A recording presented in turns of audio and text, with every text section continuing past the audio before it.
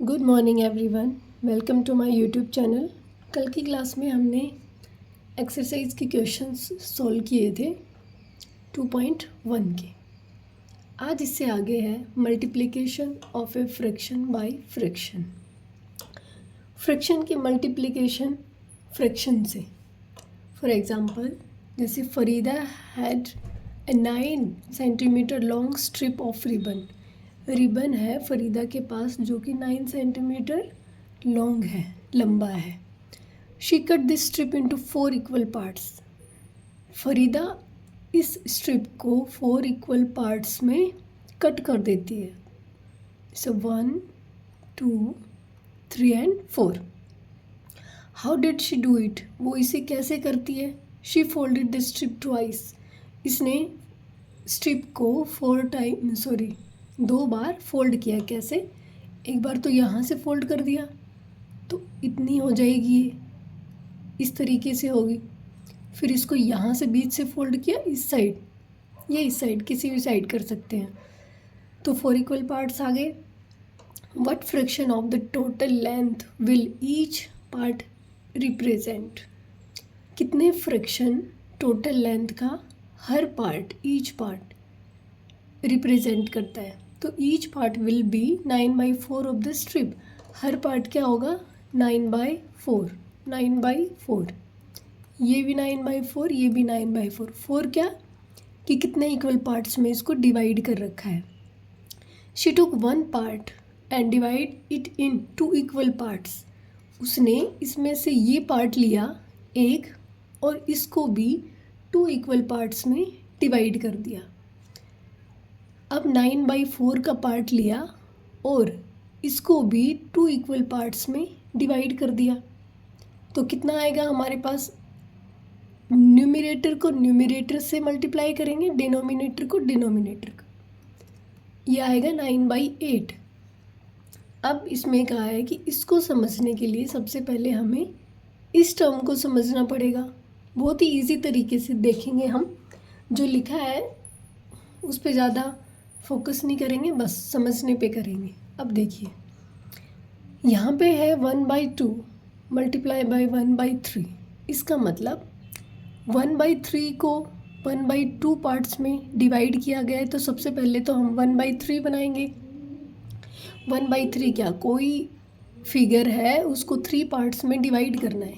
ये होल है, complete figure है, इसको 3 पार्ट्स में डिवाइड कर दिया। ठीक है। अब 1/3 मीन्स इसका एक पार्ट जो है वो शेडेड पार्ट है। आ गया समझ में? अब नेक्स्ट है कि ये जो 1/2 पार्ट है, ये 1/3 पार्ट है, इसका 1/2 मीन्स इसको आधा करेंगे। जब इसको आधा किया तो क्या आया हमारे पास? 2 इक्वल पार्ट्स आ गए। तो इनमें से कोई भी एक पार्ट की वैल्यू क्या होगी? क्योंकि हमने 1/3 को 2 इक्वल पार्ट्स में डिवाइड किया, तो हमारे पास क्या आएगा? 1/6। ठीक है, सिर्फ इतना ही करना था। सपोज किया ए पार्ट इसका नाम है, तो ए पार्ट की वैल्यू हमारे पास आ गई 1/6। अब एक बार दोबारा से इसको बोर्ड पे करवा देती हूँ ताकि पूरा क्लियर हो जाए। अब यहाँ पे देखो, हमारे पास क्या था? 1/3। सबसे पहले 1/2 मल्टीप्लाई बाय 1/3 ये लिख रखा है। तो सबसे पहले हमें सोल्व करना है 1/3। 1/3 मीन्स 3 इक्वल पार्ट्स में कोई डायग्राम डिवाइड है और उसका 1 पार्ट शेड कर रखा है 1 पार्ट पे। तो कैसे होगा? ये मान लो कि सर्कल है, ठीक है, इसको 3 इक्वल पार्ट्स में डिवाइड करना है। इस तरीके से हो गया, इक्वल पार्ट्स हैं। ठीक है, सपोज कर लो कि इक्वल पार्ट्स हैं। अब 1/3 मीन्स इसका ये कोई भी इनमें से एक पार्ट शेड कर दिया हमने। अब इस शेडेड पार्ट को या किसी भी पार्ट को, ये भी 1/3 है, ये भी 1/3 है और ये भी 1/3। अब इसको 1/2 करना है। 1/3 का 1/2 करना है। इसको लिखते हैं 1/2 ऑफ 1/3 मीन्स 1/3 का आधा करना है। जब आप इसका हाफ करेंगे तो कुछ इस तरीके से होगा। तो अब कहता है कि ये जो ए पार्ट है, सपोज कर लिया कि ये ए पार्ट है, इसकी वैल्यू क्या होगी? कंप्लीट की वैल्यू कितनी है? 1/3 है।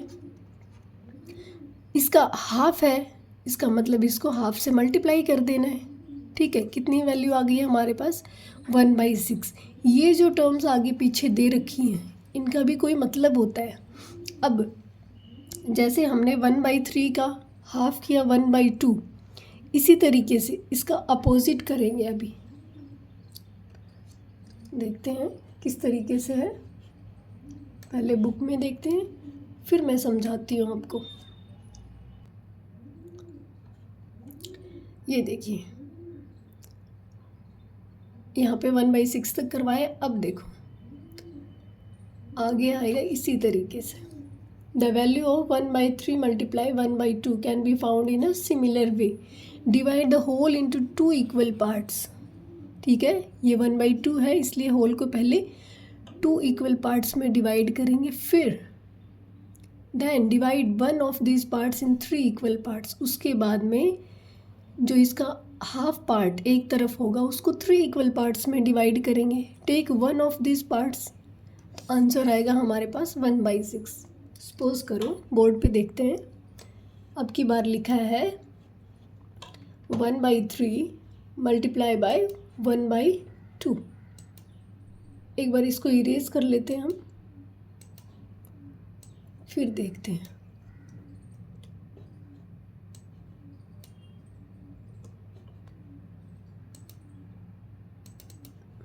यस, अब देखते हैं क्या लिखा था। 1/3 मल्टीप्लाई बाय 1/2। ठीक है, ये लिखा है कि 1/3 ऑफ 1/2, तो टर्म क्या है हमारे पास? 1/2। मान लो कि ये 1/2 है। ठीक है, 1/2 हो गया। 1 मीन्स इसका 1 पार्ट क्या है? शेडिड। ठीक है, मैंने इस तरीके से कर दिया, आपको अच्छे से शेड करना है इसको।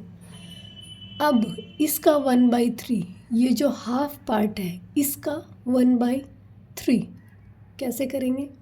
इसको 3 इक्वल पार्ट्स में डिवाइड कर देंगे, 1 2 3। देन तो ये भी 1/3 में ही कन्वर्ट होगा। 1/2 है लेकिन शेडिड नहीं है, हमें केवल इसी की वैल्यू निकालनी। अब कहता है कि ये जो पार्ट है, मान लो कि ये P है, इसकी वैल्यू बताओ। तो सबसे पहले तो ये कितने में डिवाइड है? 1/2 में। अब ये जो 1/2 पोर्शन है ये कितने में डिवाइड है? 1/3 में। देन ये जो पार्ट है P, इसकी वैल्यू क्या आ जाएगी? मल्टीप्लाई करेंगे तो 1/6।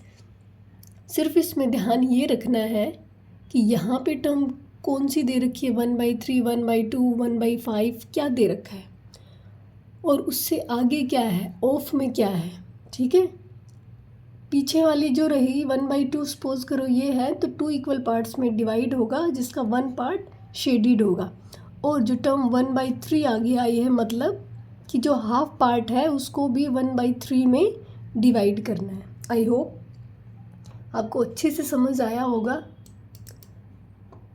आगे के जो भी क्वेश्चंस है अगर आप समझ गए तो कर सकते हैं एक्सरसाइज में भी और यहाँ भी। अब देखो, अब यहाँ है फाइंड 1/3 मल्टीप्लाई 1/4। कुछ क्वेश्चंस दे रखे हैं।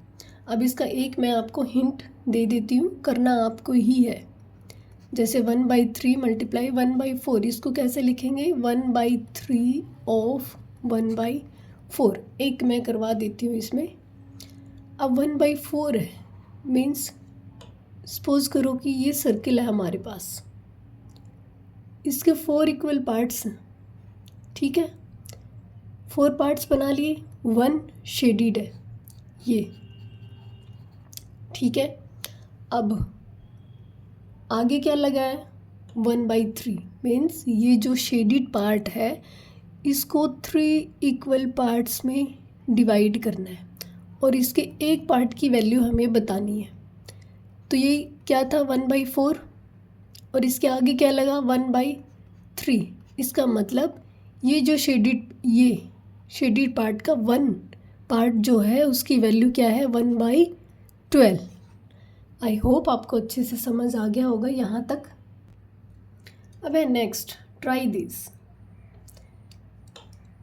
1/2 मल्टीप्लाई 1/7 आपको करके दिखा रखा है कि अब ऊपर वालों की मल्टीप्लाई होगी नीचे वालों की, मतलब न्यूमरेटर की न्यूमरेटर से, डिनोमिनेटर की डिनोमिनेटर से। 1 × 1 कितना आएगा 1, 2 7 जा 14। इसी तरीके से हमें नेक्स्ट बॉक्स में करना है। 1 × 1 अपॉन 7 × 2 कितना आएगा 1/14। नेक्स्ट है ऊपर 1 1 है दोनों, नीचे 5 × 7 कितना आएगा 1/35। उससे आगे है दोनों न्यूमरेटर 1 1 है, डिनोमिनेटर 7 × 5 1/35। ठीक है। अब नेक्स्ट करते हैं example number 2। Sushant reads 1/3 part of a book in 1 hour. Sushant जो है वो 1 घंटे में 1 आवर में एक बुक का 1/3 पार्ट पढ़ लेता है। How much part of the book will he read in 1/5 hours. तो बताओ कि 1/5 पार्ट जो है आवर्स में कितना बुक का पार्ट पढ़ेगा। 1 आवर में तो 1/3 पढ़ता है, 1/5 आवर्स में पूछा है कि कितना पार्ट पढ़ लेगा। अब देखो सॉल्यूशन में the part of the book read by Sushant in 1 hour कितना 1/3। So the part of the book read by him in 1/5 कितना आएगा 1/3 × 2 1/5। अब पिछली क्लास में हमने पढ़ा था कि जो मिक्स्ड फ्रैक्शन है उसको सोल्व करने के लिए पहले उसको इम्प्रॉपर में चेंज करेंगे, उसके बाद इसको आपस में मल्टीप्लाई करवाएंगे और आंसर हमारे पास 11/15 आ जाएगा। अब देखो एक एग्जांपल इसने बोल रखा है ये सोल्व करने के लिए, अगर हमें समझ में आ गया तो। अब यहाँ पे क्या दे रखा है, यहाँ देखते हैं। ये दे रखा है हमें 1/2 × 5/3। ये है हमारे पास 1/2 ऑफ 5/3। अब सबसे पहले 5/3 को सोल्व करते हैं। 5/3 को कैसे लिख सकते हैं 5 टाइम्स ऑफ 1/3। ठीक है, जो 5 टाइम्स ऑफ इस 5 को लेके आएंगे इधर, अदरवाइज वो 5 पार्ट्स में डिवाइड हो जाएगा। ठीक है, 1/3 ऑफ 5 लिख सकते हैं। ठीक है, अब आगे 1/2 इसको ले आएंगे मल्टीप्लाई 1/3। इसमें आपको कंफ्यूज होने की ज़रूरत नहीं है, आपको समझ में आ गया। बस जिस तरीके से बताए शेडिड पार्ट ये बस उसी तरीके से करना है। कितना आएगा, इन दोनों को मल्टीप्लाई कर देंगे आपस में 1/6 × कितना 5। इनकी आपस में मल्टीप्लाई करवाएंगे, इसके नीचे हमेशा 1 होता है। ठीक है, 5/6 आ जाएगा। ओनली सॉल्यूशन के लिए, ये कंफ्यूज करता है तो इसको छोड़ सकते हैं। जो समझाने का था उतना मैंने आपको समझा दिया है। ठीक है, नेक्स्ट है ओके, ये है हमारा फाइंड ट्राई दिस। इसको तो आप कर सकते हैं, जैसे अभी हमने सीखा कि 1/3 मल्टीप्लाई, इसको अलग से सोल्व कर लेंगे। कैसे करते हैं 4/5 को 1/5 × 4, फिर 1/5 × 4। पहले इन दोनों को मल्टीप्लाई करवाएंगे 1/3 × 1/5 कितना आएगा 1/15। फिर इस 4 से मल्टीप्लाई करवा देंगे इंटू 4 कितना आ जाएगा 4/15। इसी तरीके से करना है सेकंड पार्ट। सेकंड पार्ट में क्या दे रखा है 2/3 ऑफ 1/5। कैसे करेंगे, इसको लिखेंगे अब की बार 1/3 × 2 × 1/5। इन दोनों को पहले मल्टीप्लाई करवाएंगे 1/3 × 1/5 कितना आएगा 1/15। फिर इसको 2 से मल्टीप्लाई करवाएंगे, कितना आएगा 2/15। ठीक है, अब so we find that we multiply two fraction, हमें क्या मिला कि जब हम दो फ्रैक्शंस को मल्टीप्लाई करते हैं तो क्या होगा कि product of numerators product of denominators, means upper side वाले ये न्यूमिनेटर्स आपस में मल्टीप्लाई होंगे और डिनोमिनेटर्स आपस में मल्टीप्लाई होंगे। सिर्फ इतनी ही बात बता रखी है। वैल्यू ऑफ द प्रोडक्ट्स, देखो जब मल्टीप्लाई करते हैं तो उसका क्या इफ़ेक्ट हो रहा है। जब हम दो नंबर्स को मल्टीप्लाई कर रहे हैं यहाँ पे, तो जो हमारे पास प्रोडक्ट है वो इन दोनों नंबर्स के इंडिविजुअल दोनों नंबर्स से ज़्यादा आ रहा है। 12 4 से भी बड़ा है और 12 3 से भी बड़ा है, ठीक है। अब देखते हैं कि दो फ्रैक्शंस हो गई है, ये कौन सी है, प्रॉपर है या इम्प्रॉपर है, क्योंकि इसका डिनोमिनेटर इससे बड़ा है, इसका भी डिनोमिनेटर इससे बड़ा है, तो ये कौन सी हो गई, प्रॉपर फ्रैक्शन। हाँ ये है। Let us first consider the product of two proper fractions. जब दो प्रॉपर फ्रैक्शंस को हम आपस में मल्टीप्लाई करेंगे तो जो प्रोडक्ट हमारे पास आना चाहिए वो क्या आना चाहिए, less than each of the fractions, ठीक है। जब हमने इनका प्रोडक्ट किया तो कितना आया, 8/15, जिसकी वैल्यू इससे भी कम है और इससे भी कम है। आगे जब हम इसको सोल्व करेंगे, आपस में इनकी मल्टीप्लाई करवाएंगे 2/35, तो ये जो प्रोडक्ट आया ये हमारे पास 2/35 लेस देन आना चाहिए 1/5 और 2/35 लेस देन 2/7। इसका मतलब हमें ये चीज़ याद रखनी होगी कि जब हम दो प्रॉपर फ्रैक्शंस को आपस में मल्टीप्लाई करते हैं तो हमारे पास जो प्रोडक्ट आएगा उसकी value less than each of the fractions, means जितनी भी फ्रैक्शन दे रखी होंगी आपको उससे लेस आएगा, कम आएगा, ठीक है। इसी तरीके से जो बात ऊपर हमने पढ़ी वो यहाँ दे रखी है, when the two proper fractions are multiply, जब दो प्रॉपर फ्रैक्शंस को आपस में मल्टीप्लाई करेंगे the product is less than each of the fractions, तो जो प्रोडक्ट आएगा वो हर फ्रैक्शन से कम आएगा। और we say that the value of the product of two proper fractions is smaller than, वही है, लेस देन बोल दें या स्मॉलर देन बोल दें। अब बारी आती है कि टू इम्प्रॉपर फ्रैक्शंस के बारे में, ठीक है। जब दो इम्प्रॉपर फ्रैक्शंस को आपस में मल्टीप्लाई करते हैं तो जो प्रोडक्ट है हमारे पास वो greater than each of the fractions आएगा, ठीक है। ये दो आपको प्रॉपर फ्रैक्शंस दे रखी है, इनका ये प्रोडक्ट है, ठीक है। ये जो आएगा प्रोडक्ट इसकी वैल्यू इससे भी ज़्यादा होगी और इससे भी ज़्यादा होगी, ठीक है। आई होप यहाँ तक आपको समझ में आया होगा। अब ब्रैकेट का देखते हैं। ये देखो 6/5 दे रखा है, ये क्वेश्चन सॉल्व कर रहे हैं, मल्टीप्लाई ब्रैकेट दे रखा है आपके पास /3 इज इक्वल टू, वैल्यू निकालनी है। अब यहाँ पे देखना है कि हमें किससे मल्टीप्लाई करें 6 को कि हमारे पास 24 आ जाए। 6 की टेबल अगर आपको याद होगी तो आप देखते ही कर देंगे, 6 4 जा 24, तो ये हमारे पास आई वैल्यू। अब ये जो 24/15 है इसकी वैल्यू ग्रेटर देन होगी 6/5 से, और 24/15 की वैल्यू ग्रेटर देन होगी 4/3 से। इसका मतलब जब दो प्रॉपर फ्रैक्शंस का मल्टीप्लाई आपस में करवाते हैं तो जो प्रोडक्ट है वो लेस देन आता है, और जब दो इम्प्रॉपर फ्रैक्शंस को मल्टीप्लाई करवाते हैं तो जो प्रोडक्ट है वो greater than each of the fractions, ठीक है। यहाँ पे आप 2 की किससे मल्टीप्लाई करवाएंगे कि 8 आए, यहाँ पे जब 2 की 4 से मल्टीप्लाई करवाएंगे तो 8 आएगा। अब यहाँ पे 7 की किससे मल्टीप्लाई करवाएं कि 14 आ जाए, 2 से मल्टीप्लाई करवाएंगे, ठीक है।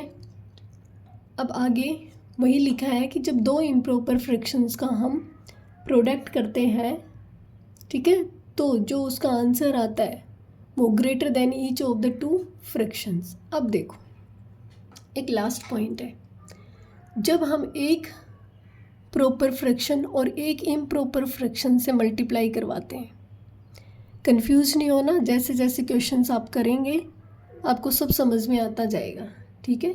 इसमें प्रैक्टिस की ज़रूरत होगी, जितनी ज़्यादा प्रैक्टिस उतना ज़्यादा अच्छे से दिमाग काम करेगा और आप चीज़ें देखते ही समझ जाएंगे। यहाँ पे एक प्रॉपर फ्रैक्शन है, एक इम्प्रॉपर फ्रैक्शन है। जब इन दोनों का आपस में मल्टीप्लाई करवाएंगे तो ये प्रोडक्ट आया। अब इस प्रोडक्ट की जो वैल्यू है ये क्या है, लेस देन इम्प्रॉपर फ्रैक्शन, ठीक है।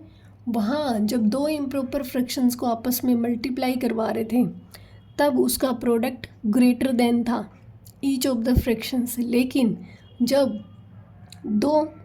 एक इम्प्रॉपर और एक प्रॉपर फ्रैक्शन को आपस में मल्टीप्लाई करवाएंगे जो प्रोडक्ट आएगा वो इम्प्रॉपर से लेस देन आएगा और प्रॉपर फ्रैक्शन से ग्रेटर देन आएगा, ठीक है। प्रॉपर फ्रैक्शन से तो इसकी वैल्यू ज़्यादा है और इम्प्रॉपर से इसकी वैल्यू कम है, ठीक है। आई होप आपको समझ में आ रहा होगा कि जो प्रोडक्ट है वो लेस देन इम्प्रॉपर फ्रैक्शन और greater than the proper fraction, ठीक है। आज की क्लास में इतना ही करेंगे, कल करेंगे हम एक्सरसाइज 2.2।